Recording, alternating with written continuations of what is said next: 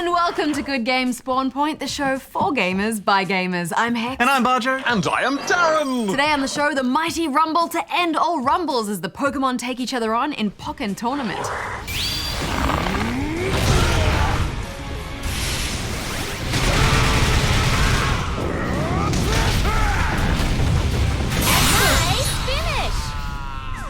Be ready to face the power of Garchomp. Oh, I'll be ready, D.A.R.R.E.N. Also, we try farming on an alien planet with Slime Rancher.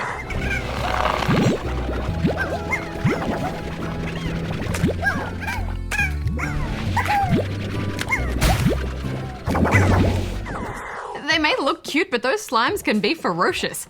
All right, Darren, how about you warm us up with some trivia? Affirmative. Put your thinking caps on, Spawnlings. It's time for a D.A.R.R.E.N's Challenge! Today, I'm asking you this. The character Slippy Toad, created by Shigeru Miyamoto, features in which game series? Answer at the end of the show. Oh, is it Donkey Frog? Negative, Bajo. All right, well, I think we should see what Goose has got in store for us today. Hey, Goose! Hey guys! Goose, you've played Donkey Frog, haven't you? Donkey Frog? Yeah, totally. Who hasn't? See? Donkey Frog's not a real game. Yet. Alright, on to my picks for this week. And first up, United Kingdom artist Quentin Devine has used nearly 13,000 different Pokemon cards to create one huge Pikachu card. In total, the mural is 10 meters tall and 7 meters wide. Talk about a mega Pokemon. And next up, popular streamer Seth Bling recently used a glitch in Super Mario World to essentially create a whole new game within the game. He wasn't using any special hardware or mods, just a plain old Super Nintendo and a regular Super Mario World cartridge.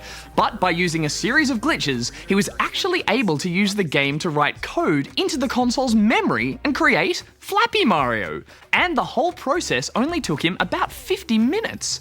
And finally, for my pick of the week from your submissions, we've got these excellent Pokemon drawings from 12-year-old Grace. Nice shading there, Grace. Don't forget, you can send in your creations here. And now it's back to you guys in the studio. Donkey Frog. Where have I played? I don't think that's a game. Thanks, Goose. Okay, guys, let's round up some slime. It's Slime Rancher time.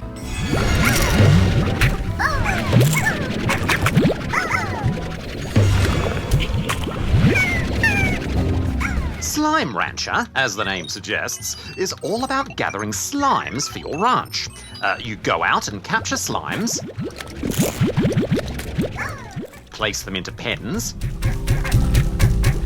feed them, then sell their poop, known as plorts, to spend on improving your ranch and your gear.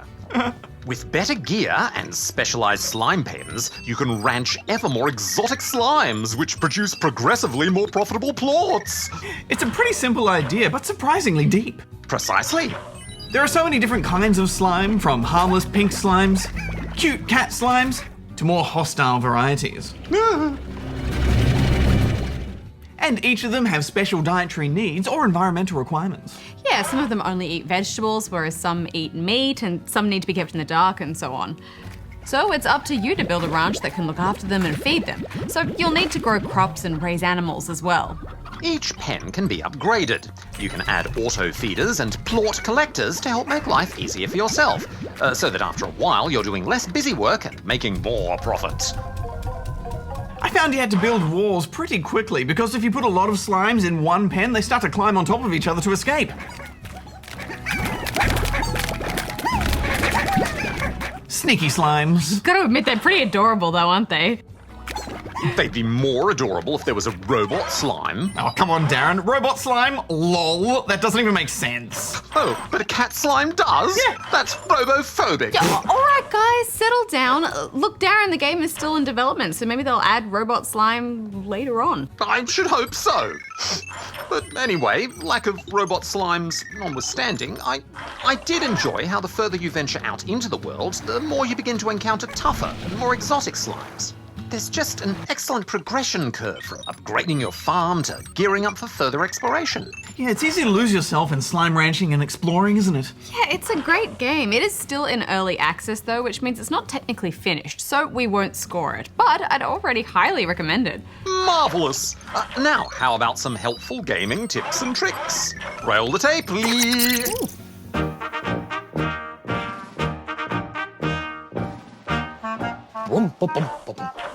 It's a splendid day for strategy, isn't it, General Goose? It is indeed, D.A.R.R.E.N. Now, hit me with our next strategy.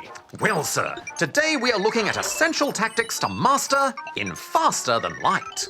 What's all this balderdash? Nothing travels faster than the speed of light. Well, indeed, sir, but we are talking about the futuristic roguelike game Faster Than Light, which is one of the hardest games I've ever had the privilege of playing. And so, my first strategy is to recommend selecting Easy. Believe me, there's nothing noobish about this game's easy mode. It's still fiendishly difficult, so don't feel bad about selecting it. A capital idea, sir. The easy mode does allow you to earn significantly more scrap to spend on essential upgrades. And while we're talking about scrap, it's imperative to keep a healthy haul of it. Don't rush to spend it on upgrades as soon as you earn it, because keeping more than 100 scrap in reserve will allow you to purchase the best items when you do encounter them in the shops. Ah, yes. And speaking of shops, the ultimate upgrade to look out for is the Weapon Pre-Igniter. It allows you to unleash a volley of weapon fire the instant you come out of warp, enabling you to cripple enemy ships while they're still charging up their own weapons. Pew pew! And an excellent complement to the pre-igniter is the stealth ability. Not only does stealth allow you to avoid almost all attacks thrown at your ship, it also prevents their weapons from charging, which means you'll gain another chance to attack while they're defenseless. Excellent. And as they say, the best defense is a good offense. And when you do find yourself in the thick of battle, I advise concentrating your fire on their shields first. Bring them down and you'll be free to smash their remaining systems with weapons fire.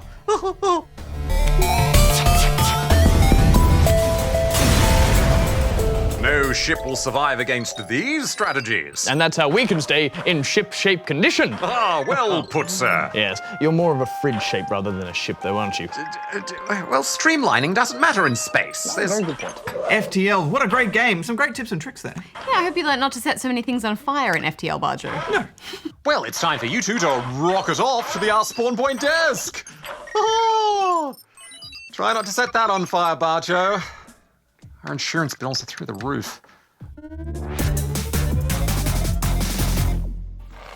Okay, let's get some questions answered. And first up, we have this one from Rev, who is in Tumbermill, outside Australia.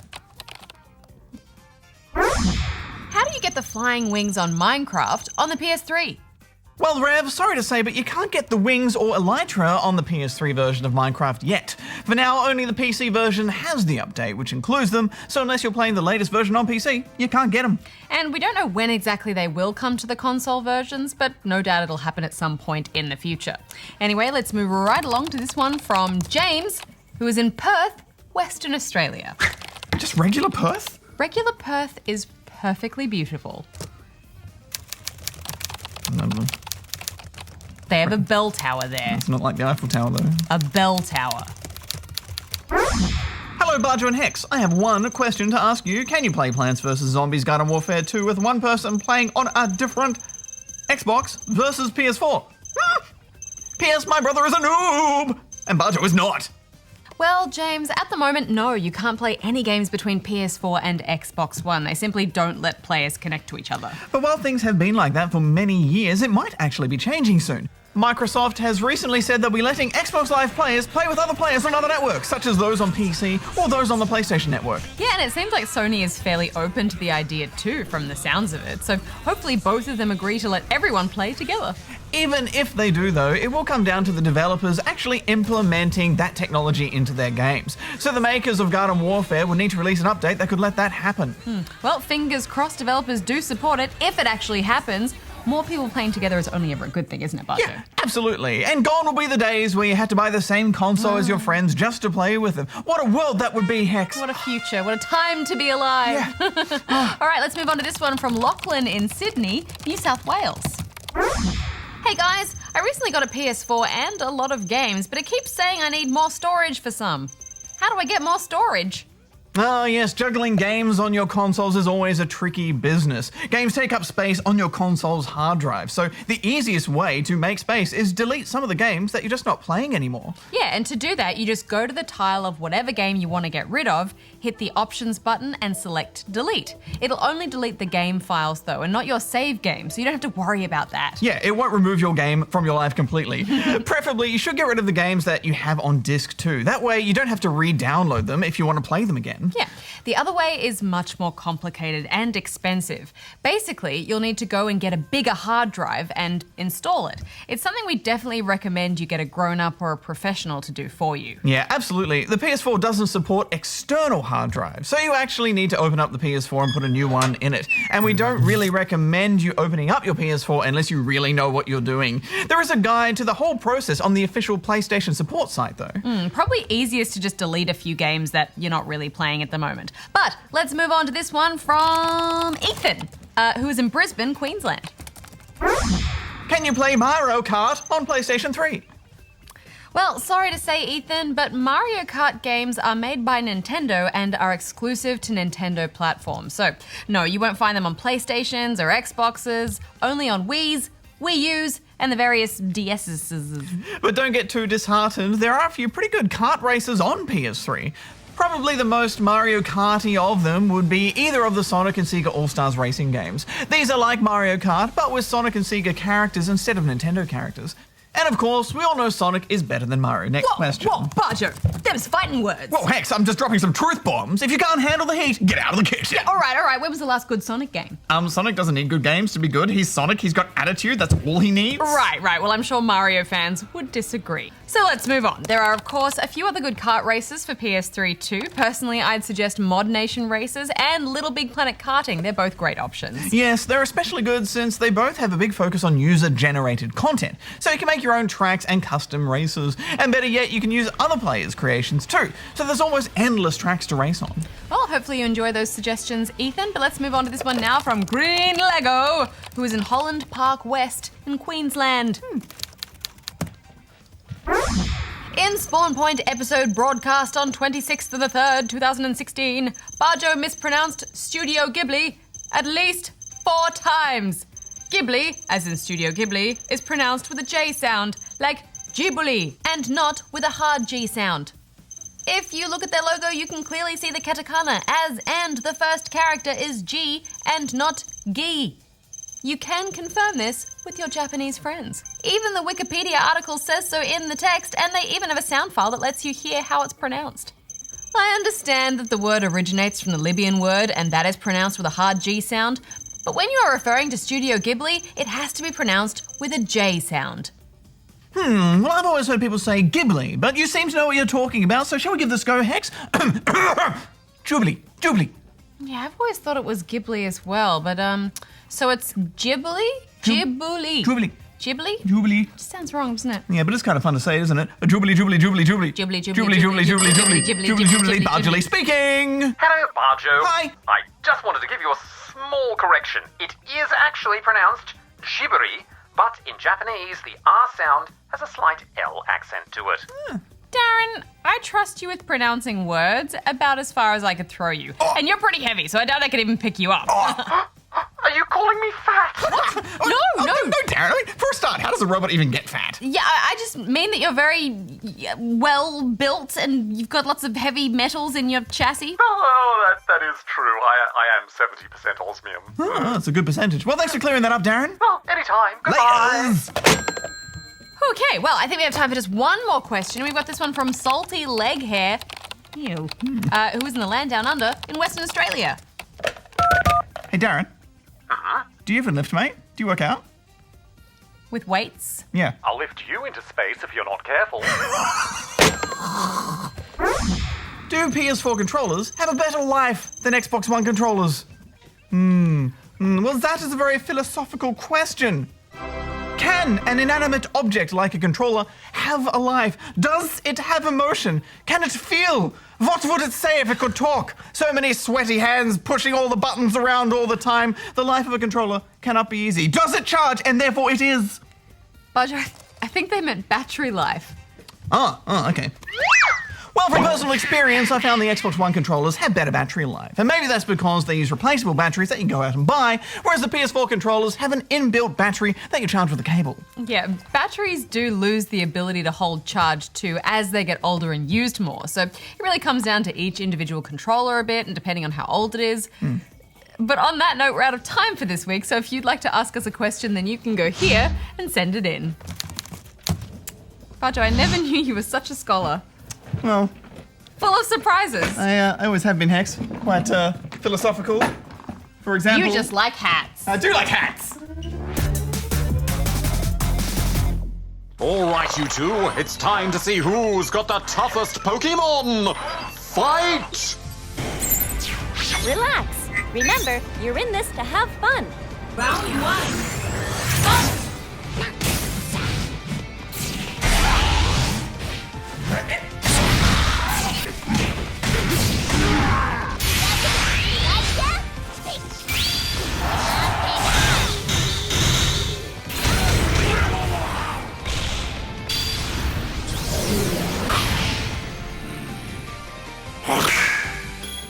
Pokken Tournament is the first ever Pokemon fighting game and was originally an arcade game in Japan. It was so popular that they made a version for the Wii U so people outside of Japan could play it at home. In the main story, you choose a Pokemon to battle in the Ferrum League. And ultimately become the champion. It really is just a bunch of Pokemon battles in a row, but a small story about the mysterious dark Mewtwo unfolds as you make your way up the league ladder.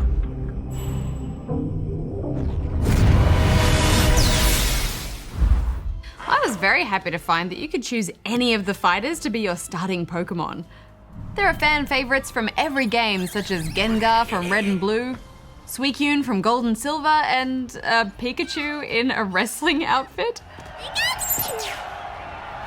That's Pikachu Libre Hex. He first appeared in Pokemon Omega Ruby and Alpha Sapphire as Cosplay Pikachu, a special Pikachu with a heart mark on its tail that you could dress up in a range of outfits. In Pokken Tournament, you can't change his wrestling outfit, but he is a formidable fighter.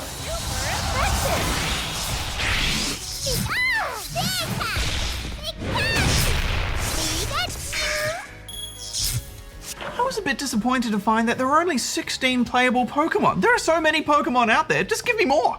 I don't know, I think it was better that they spent the time, getting the roster feeling unique and fun to play, rather than, a whole bunch of characters that just feel the same for a big number on the box. I don't know if I'll be happy unless I can sleep through a fight as Snorlax Hex, but you're right, they do feel unique, and each fighter plays just how you expect them to. Small Pokemon are speedy but have low HP, the bigger ones are slower but pack a huge punch, and ghost Pokemon float and have tricky moves. The battles are focused around the phase shift mechanic. In field mode, you move around in 3D and have more ranged and power-up attacks. Once a fighter has taken enough damage, the game switches to a side perspective called duel mode, where you can get up close and deal much more damage. Yeah, it's a system that I haven't really seen before, but it makes the fights interesting and fun. You have to try and find the right moment to strike in field mode, before finishing up with high damage attacks in duel mode. The controls of the game are simple to learn, and even the most powerful attacks only take 1 or 2 button presses. And this means you get to perform more exciting moves, even if you're new to the fighting genre. Yes, but it does mean that the rounds are over pretty quickly, because it is so easy to perform powerful attacks. I would often finish battles just as I was starting to get really into them. And if you hit with a Synergy Burst attack, the game ends even quicker. Synergy Burst can be activated once the Synergy gauge is completely filled by fighting or by picking up items. Once transformed, your Pokemon increases its stats, unlocks unique moves, and can unleash a devastating Synergy Burst attack. You've only got a small amount of time before it changes back though, so choose your moves wisely. The Synergy Burst attacks look great, don't they? In fact, the whole game looks amazing. Yeah, this is the best looking Pokemon game I think I've ever seen. There's just so much detail on the characters, even in the small touches like Charizard's scaly skin and Pikachu's soft fur. I just want to have my own so I can give them all pats. The stage backgrounds do look a little flat. Oh yeah, I think they do too, Darren, but you don't really notice that because you're focused on the action. Plus, I love seeing all the little Pokemon in the background cheering me on. Oh, that's not the only place you can find extra Pokemon. During the match, you can call on support Pokemon to help you out. Some will do extra damage, or give you a boost, or even stop your opponent in their tracks. Yeah, and I thought it was a great way to include Pokemon that don't necessarily fit in a fighting game. I'm always ready to call on my trusty Lapras when I need to escape a sticky situation. You only start with 3 sets of support Pokemon, but by playing through story mode, you can unlock plenty more, plus a range of nice outfits for your avatar. Like this totally stylish Santa outfit.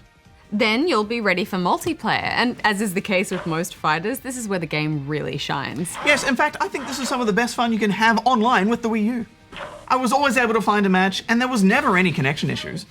The game just worked, which is essential for a fast-paced fighting game. And if you can't find an opponent within 10 seconds, the game will give you a computer opponent to practice against. How well did you two perform online? Well, after taking out the Green League, I went in there thinking I was pretty good, but let me tell you, there are some tough trainers online at the moment. Yeah, unlike story mode, which eases you into the game, you've really got to practice before heading online. Well, you can always practice against each other in local multiplayer with one on TV and one on the gamepad. Oh, or if you have 2 Wii U's, you can connect them together and play on separate TVs. Yeah, it's a shame you can't play multiplayer on the same screen like you can in most fighters. I mean, for some reason I always feel at a disadvantage when I'm playing on the gamepad and my opponent is playing on a big TV. Anyway, we should wrap this up. What are you giving it, Bajo? Well, the fights are a bit short, but the online experience and that unique fighting system really impressed me, so I'm giving it 3.5 out of 5 rubber chickens. Yeah, I think Pokken Tournament is a great game for spawnlings who are wanting to learn the genre, or just for anyone who's looking for a new fighting experience. I'm giving it 4 out of 5 rubber chickens. Well, we're almost at the end of the show, but Darren, please, the answer to your challenge. Affirmative! At the start of the show, I asked you this. The character Slippy Toad, created by Shigeru Miyamoto, features in which video game series? And the answer is... Star Fox! Oh, was it Slippy who said, do a barrel roll, Darren? Negative Hex. That famous line came from Peppy Hare. I felt for sure it was Donkey Frog. Anyway, next week on the show, the pretty puzzling of Samorost 3.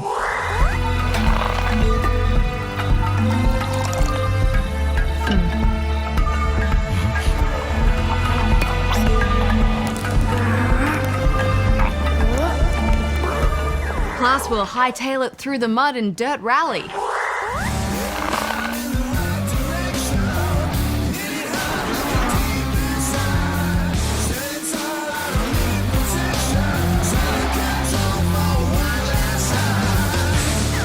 Vroom vroom! Splat splat. Darren, does dirt ever get stuck in your grill? Is it hard to get out? Well, actually, my latest update included a self-cleaning mechanism, Bajo, so my grills will forever be shiny and chrome.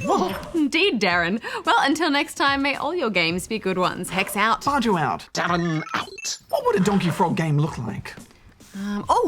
It's a frog riding a donkey on a lily pad platformer. Oh, throwing barrels. That sounds excellent. I would play that. 5 out of 5.